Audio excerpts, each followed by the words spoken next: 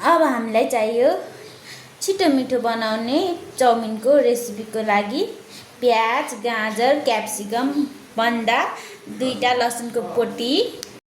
Gas on गरेर कराई बसाल्दिए। त्यसपछि तेल हाल्दिए। सुरुमा लसुनको पोटी हाल्दिने। लसुनको पोटी फुराउनलाई राख्दिने। प्याज हाल्दिने। लसुन फुलिसकेपछि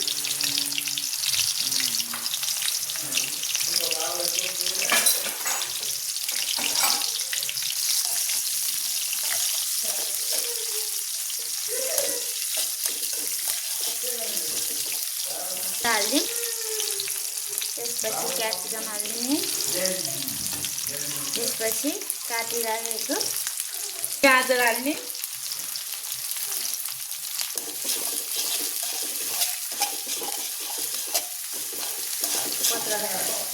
स्वाद अनुसार नुन।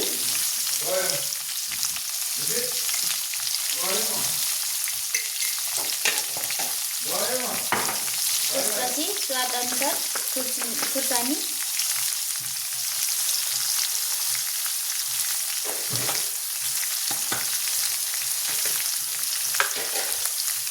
एक चम्चा जीरा।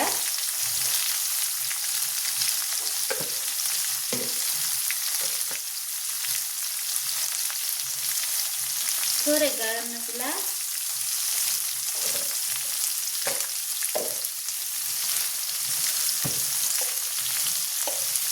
थोड़े अजिनामोटो। त्यसपछि हल्का चलाइदिने।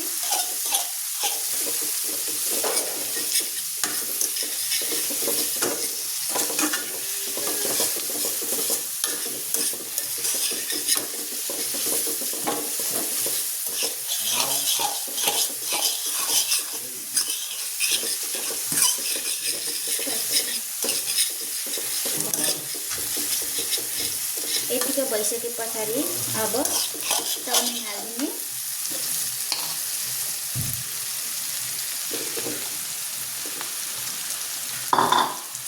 त्यसपछि सोया सस हाल्दिने।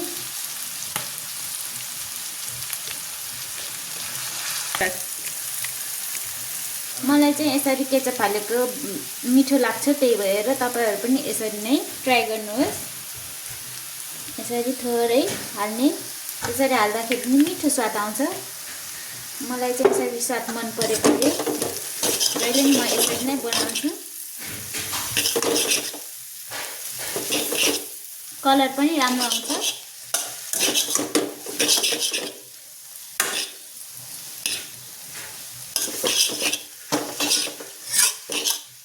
भइसकेको छ। तपाईहरु पनि यसरी नै घरमा चाउमिन बनाएर खान सक्नुहुन्छ। तपाईहरुलाई मन पर्छ भने यसमा अन्डा, मासु पनि हालेर खान सक्नुहुन्छ। अनि लाइक, शेयर, सब्स्क्राइब चाहिँ गर्न नबिर्सिनु होला।